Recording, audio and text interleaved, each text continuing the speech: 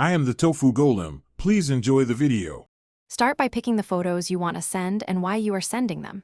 You should resize or crop to reduce file size. This speeds upload and avoids delivery failure. Rename each file so recipients know content at a glance.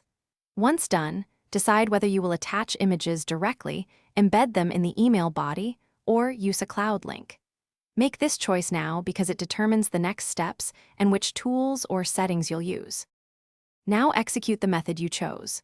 If attaching, click the paperclip icon, select the optimized files, and confirm total size under service limits. Compress or split into multiple emails if needed. If embedding, place the cursor, use insert image or drag and drop so the photo appears in line with text. Ensure alt text for accessibility. If linking, upload to cloud storage, set sharing permissions to anyone with the link. Then finish by composing a concise subject and short captions for context. Then send a test to yourself to verify appearance on both mobile and desktop.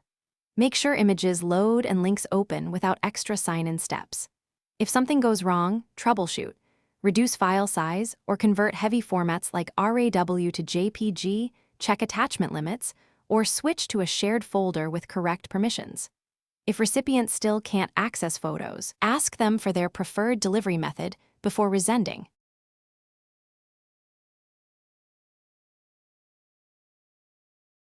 Thanks for watching. Consider subscribing if we helped you today.